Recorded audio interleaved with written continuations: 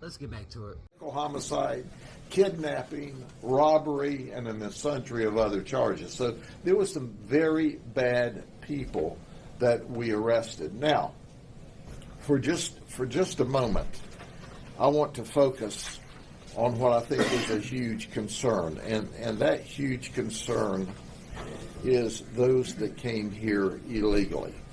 So I'm going to roll out a couple of things for you. First, I want you to see this chart.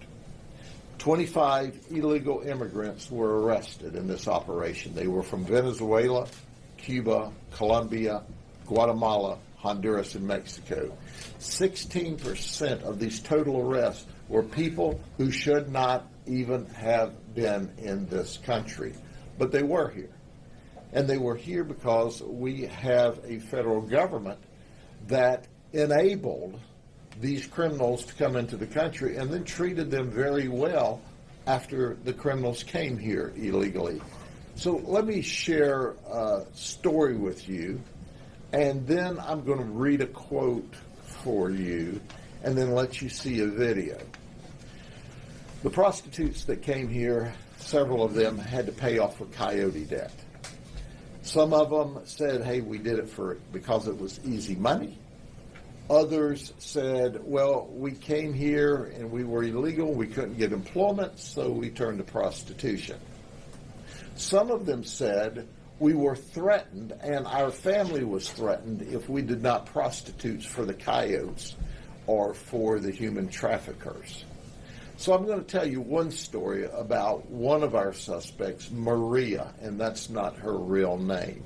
She's from Venezuela. She made a conscious decision to come to this country to commit crime. She flew into Mexico from Venezuela. She walked across from Juarez, Mexico, into El Paso, Texas, with her one-year-old child, where she was greeted by the Border Patrol. Did you hear what I said? She was greeted by the Border Patrol. There was no sneaking. She flew in, she got here, she simply walked across the open border. There is no border security at the southern border. Zero. It doesn't exist.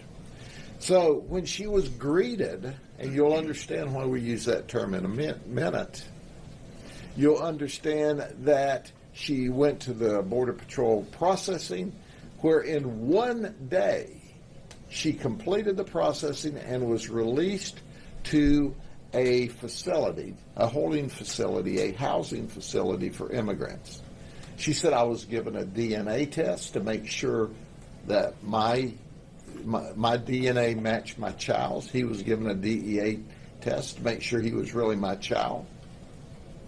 She said, once that occurred, they set me down and they told me all about the benefits that I would get in the United States.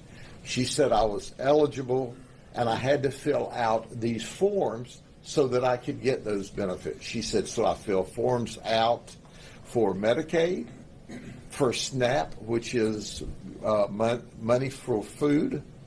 She said I was given free travel from the border to Chicago. When I got to Chicago, I couldn't find gainful employment there, so I thought, what the heck? I'll go to Florida. And then I got to fly to Florida. She was giving free housing. All because the United States paid for that. That's right, you, the taxpayers, got to pay for that.